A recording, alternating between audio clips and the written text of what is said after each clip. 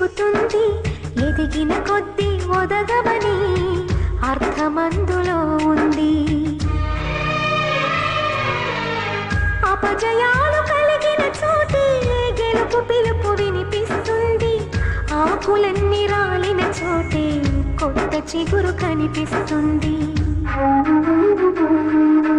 మౌనంగానే ఎదగమని మొక్క నీకు చెబుతుంది, ఎదిగిన కొద్దీ ఒదగమని అర్థమందులో ఉంది.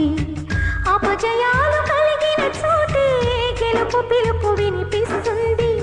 ఆకులన్నీ రాలిన చోటే కొత్త చిగురు కనిపిస్తుంది.